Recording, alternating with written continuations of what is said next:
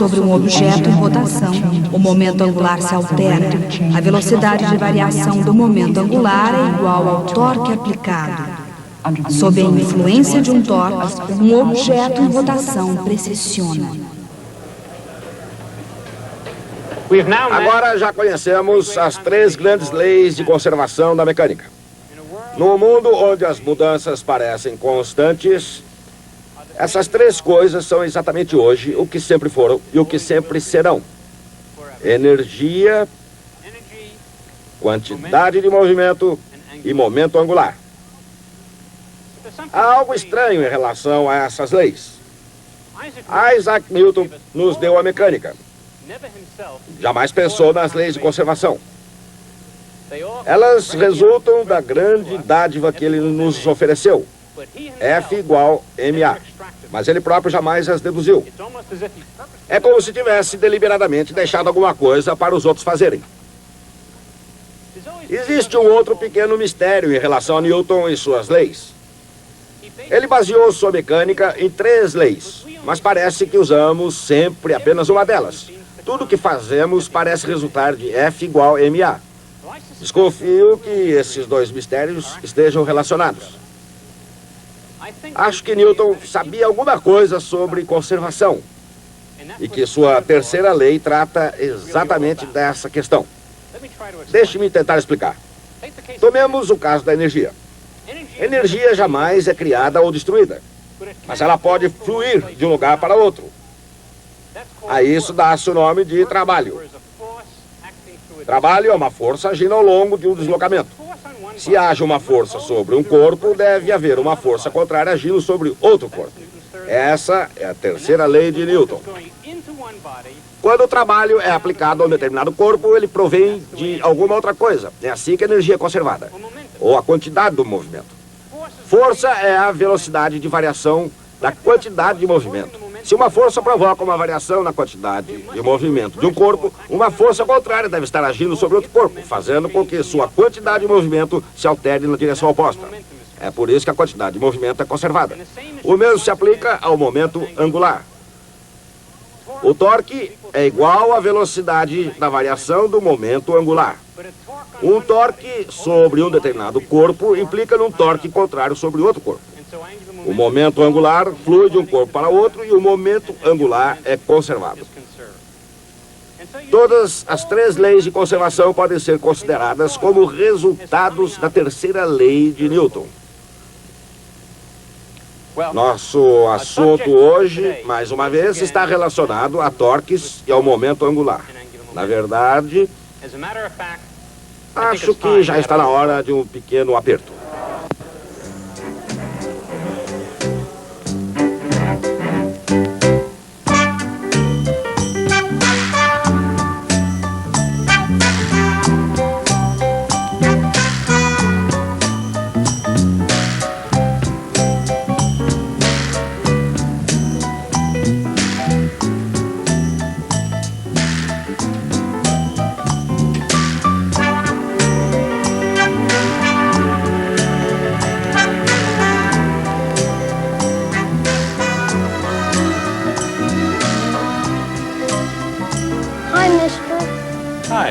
I got a flat tire. You sure do. Can you fix it? Sure. Come back in about a half an hour.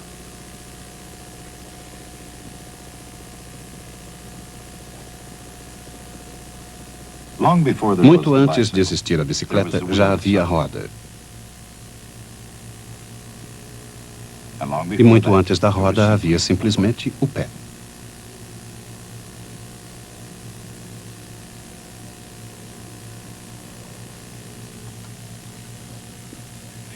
Os pés transportam seu dono sob condições normais e sem uma carga muito pesada, a uma velocidade de 5 km por hora. Os pés são operados pela energia do homem, da mulher ou da criança. O avanço da cultura pode ser avaliado pela rapidez com que foram sendo melhorados os sistemas de transporte. Antes que os pés produzissem a caminhada, os homens contavam com as bestas de carga. Bestas e cargas diferiam bastante nas diferentes culturas. Mas a partir da antiguidade, muito embora os que estavam por cima fossem muitas vezes uns animais, o homem descobriu uma maneira de fazer avançar continuamente a cultura. Ele conseguia economizar cada vez mais tempo em suas viagens e reduzir o desgaste das suas sandálias e sapatos. Mas não importa como, nem até onde, o destino do homem está ligado a viagens. Tudo começou com a roda. Cerca de 4.000 anos antes de Cristo. Os sumérios da Mesopotâmia foram provavelmente os inventores da roda. A primeira roda pode ter sido uma fatia de um tronco ou pedaços de madeira amarrados em círculo. Mas uma coisa não mudou na roda. Ela foi feita para girar. Não há nada de especial numa roda a não ser o fato de girar. Se você esquecer de segurar, ela cai. A força da gravidade atrai a roda para baixo. Em outras palavras, se a roda não girar, ela não poderá fazer outra coisa a não ser descer. Uma roda girando é outra coisa. Uma roda em rotação possui momento angular e ocorre essa estranha mudança quando o momento é angular. Não é a força que altera o momento angular. É o torque. Se R vetorial F igual a zero, o momento angular é conservado.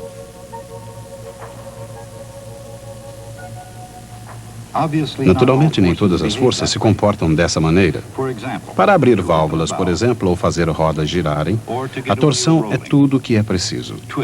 Torque é a força de torção que causa a rotação, e é igual a R vetorial F. Mas uma roda em rotação já está girando. Ela já tem um momento angular, mas de maneira diferente. De fato, agora, a gravidade pode nos pregar uma estranha peça. Sua força se dirige para baixo, mas o torque é lateral. De acordo com a equação tau igual dL dt, o momento angular irá girar para os lados e não cair. O mesmo deverá acontecer à própria roda.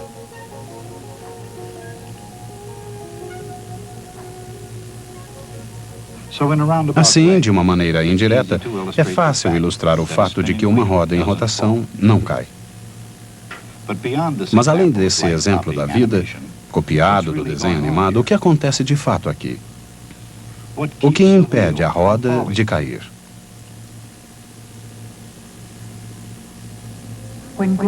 Quando a gravidade faz uma roda não em rotação tombar, os raios empurram a parte de cima da roda para fora e não para baixo, criando uma componente de velocidade em direção para fora. A mesma coisa acontece na parte de baixo, só que para dentro e não para fora. A mesma coisa acontece quando a roda gira. Agora, no entanto, quando a velocidade exterior aumenta, isso ocorre no lado da roda, para fora de um lado e para dentro do outro.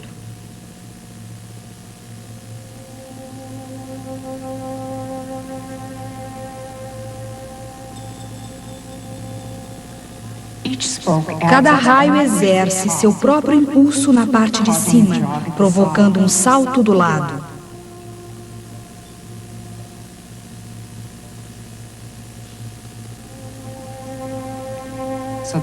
Assim, o resultado final não é um movimento descendente, mas lateral.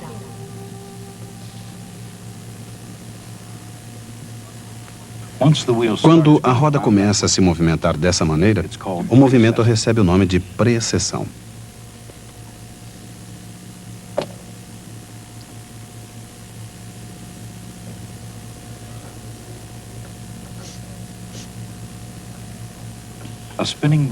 Uma roda de bicicleta e um peão têm muito em comum. O peão parado não balança sobre sua base. Por outro lado, um peão rodando não tomba. Na verdade, a gravidade produz um diferente tipo de movimento. Precessão. Girando ou não, o peão age como se toda sua massa estivesse concentrada em seu centro. Um ponto chamado centro de massa. Se o peão estiver inclinado, mesmo muito pouco, o resultado é um torque.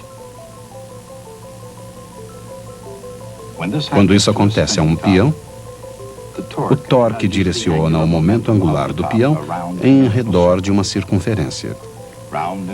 Lá vai ele girando com um pequeno atrito produzindo calor no ponto de apoio. Sempre que se produz calor, perde-se uma certa quantidade de energia. Isso acontece porque o calor, que é o movimento aleatório de moléculas, é outra forma de energia. Tudo, absolutamente tudo na Terra, possui uma certa quantidade de energia térmica. E não importa onde resida essa energia, seja dentro de um fogo crepitante ou de uma massa de gelo, ou a energia potencial de um giroscópio que parece resistir à gravidade, toda energia, não importa a sua forma, é sempre conservada. Essa é a lei da conservação da energia. É uma lei básica da física e tão universal que pode ser observada na precessão de um brinquedo. Aqui também se produz calor. Alguma energia é produzida quando se abaixa o centro da massa do brinquedo, que desce enquanto a precessão do objeto aumenta. Mas, apesar da perda de energia, a rotação prossegue com uma estabilidade notável. Ela vai rodando e continua rodando até que alguma coisa interrompa a precessão.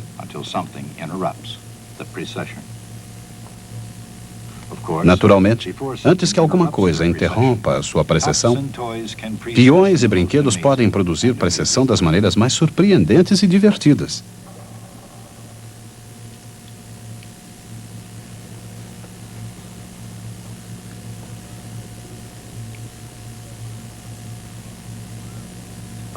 Mas um giroscópio de brinquedo, talvez como a própria criança, pode crescer e tornar-se um maduro instrumento de ciência e tecnologia. Embora seja divertido observar esse giroscópio, não se trata de brinquedo. Não foi feito para brincadeiras. Aliás, foi feito para não sofrer precessão. Se um giroscópio for equilibrado sobre o seu próprio centro de massa, a força da gravidade impedirá sua precessão. Mesmo que seus suportes girem em todas as direções, o eixo permanece estável, mantendo o giroscópio apontado na mesma direção. O objetivo foi construir um giroscópio que praticamente não sofra precessão. E mesmo numa loja de brinquedos, a ideia de um giroscópio sofisticado pode ter sérias implicações.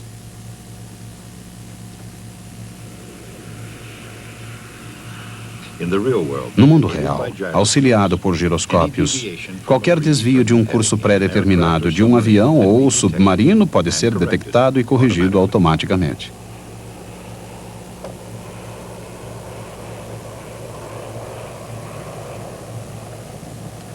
Antigamente, se um avião se arriscasse por uma rota polar, tinha poucas chances até mesmo de pousar no continente certo.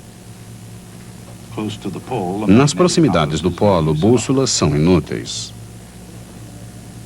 Hoje, orientados por giroscópios, os aviões fazem voos rotineiros sobre os polos. O valor do giroscópio não se limita aos polos, nem mesmo à atmosfera terrestre. No espaço, onde o tempo e o combustível preciosos dos foguetes devem ser usados com sabedoria, os giroscópios são, mais do que nunca, elementos vitais de navegação. Na água da terra, acima das nuvens ou no espaço, o valor de um giroscópio depende de sua capacidade de girar numa direção fixa sem precessão. Os projetistas de giroscópio reduzem a precessão, eliminando torques e melhorando o seu projeto.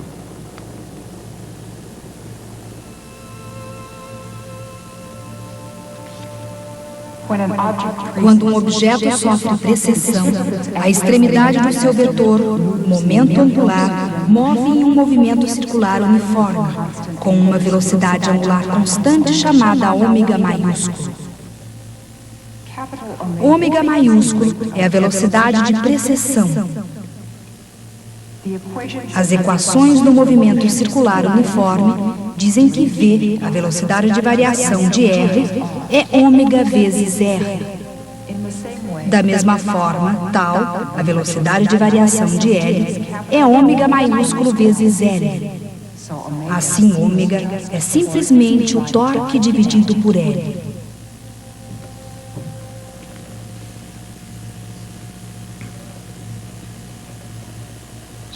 Como um bom giroscópio quase não apresenta precessão, a roda de bicicleta não seria um bom instrumento para a navegação. Ela apresenta muita precessão. Por quê?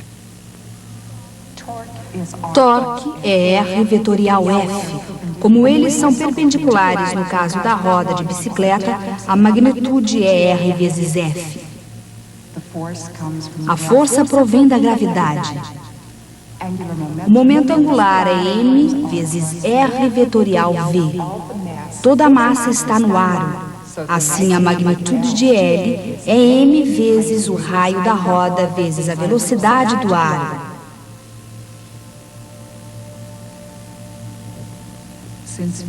Como V é ômega R, a velocidade de precessão é a distância ao pivô vezes G, dividido pela velocidade de rotação da roda vezes o raio da roda ao quadrado.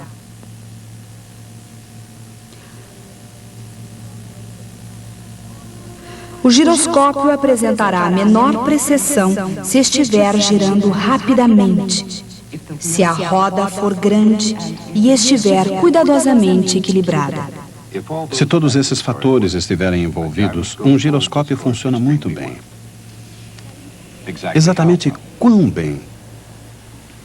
Claro que nenhum é perfeito, pois qualquer coisa feita pelas mãos do homem está sujeita a pequenos desequilíbrios e leves imperfeições, mecânicas ou de outra natureza. Mas os melhores sistemas de orientação com giroscópios chegam muito perto da perfeição. De fato, existem giroscópios que apresentam um desvio de apenas 1/100º de segundo de arco por dia. Mas mesmo com toda essa precisão, esse não é o melhor giroscópio que existe atualmente. Qual é então? Qual o melhor giroscópio da Terra? Isaac Newton sabia a resposta. Na verdade, ele foi o primeiro a descobrir que o melhor giroscópio da Terra é a própria Terra. A Terra, como Newton imaginava, gira em torno de um eixo com uma inclinação de 23,5 graus em relação à perpendicular ao plano da eclíptica, o plano da órbita da Terra em redor do Sol.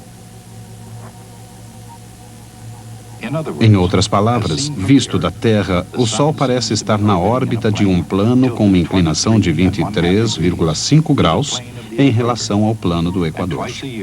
2 vezes por ano, o Sol passa diretamente pelo plano do Equador. Esses pontos onde o Sol cruza com o plano do Equador são chamados equinócios, porque significa que dias e noites têm a mesma duração. Esses pontos sempre foram vitais para os astrônomos. Desde a antiguidade, os astrônomos têm observado o fenômeno dos equinócios. Chineses, gregos, babilônicos, turcos, através dos tempos e nas maiores civilizações, todos esses povos compartilharam de um fascínio sobre os equinócios, pois eles assinalavam o momento exato da mudança de estações. Os egípcios, maias, todo o mundo antigo, por mais diferentes que possam ter sido suas terras, compartilharam o mesmo céu.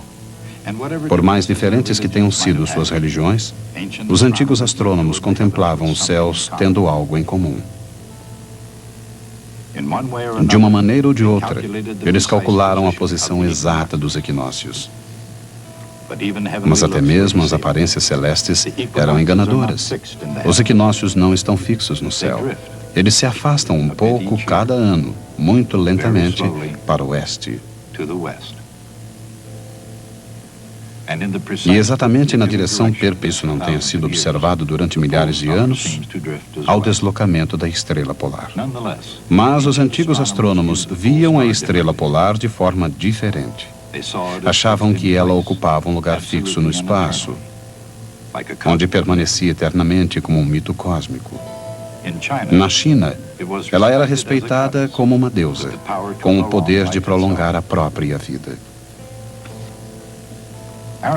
Estudiosos árabes consideravam-na a representação do mal.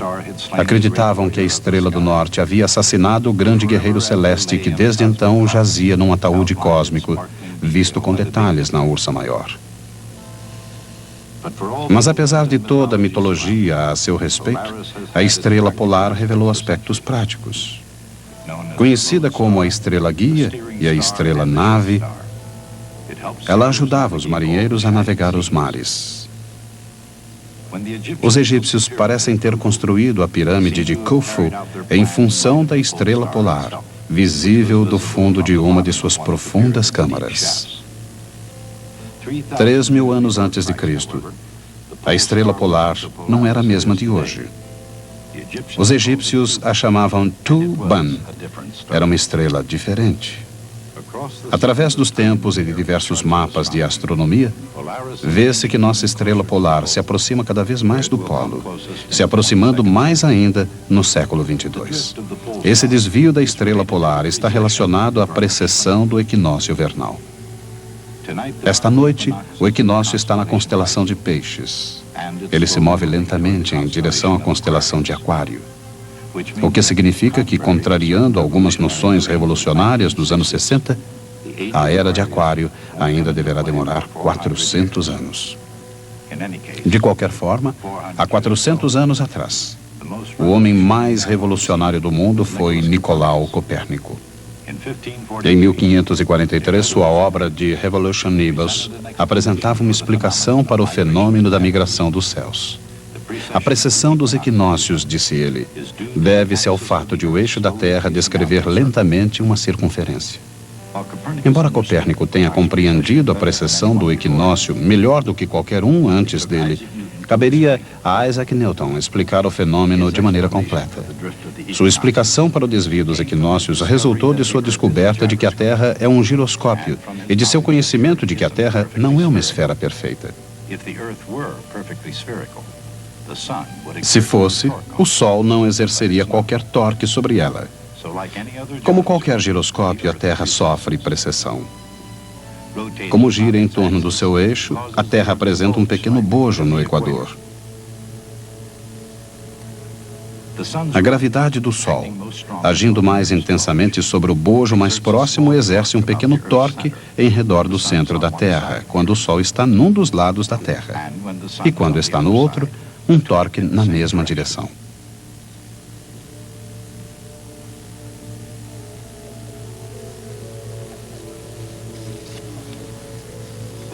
O torque é muito pequeno, mas o suficiente para provocar uma precessão muito lenta no eixo de rotação da Terra. Muito lenta, realmente. Uma volta completa demora cerca de 26.000 anos.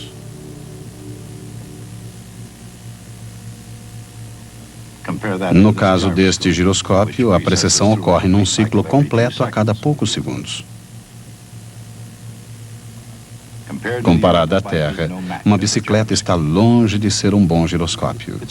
É difícil imaginar um melhor giroscópio que a própria Terra. E mais difícil ainda imaginar levá-lo para casa, para o almoço.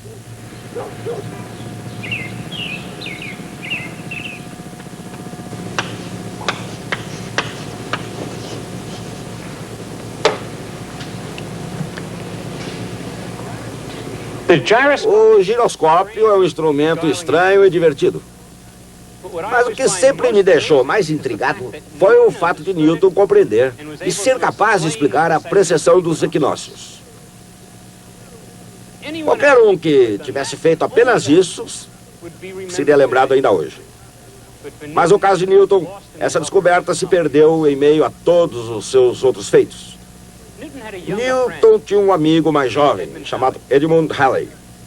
Um dia, em 1684, ele disse a Halley que havia descoberto que uma lei da gravidade, baseada no inverso de r ao quadrado, produziria as órbitas dos planetas e na forma de seções cônicas. É difícil imaginar a reação de Halley a essa revelação. Ser amigo de Newton não devia ser algo muito relaxante, na melhor das hipóteses. Mas Newton lhe dissera que havia descoberto o segredo do universo. Halley insistiu para que Newton publicasse sua descoberta. E Newton finalmente concordou. Ele estava certo. Newton havia descoberto o segredo do universo. Falaremos sobre isso na próxima vez. Precessão é o resultado de um torque aplicado a um objeto em rotação. A velocidade de precessão é determinada pelo momento angular do objeto e pelo torque. A própria Terra é um giroscópio, sofrendo uma precessão produzida pelo torque aplicado pelo Sol e pela Lua.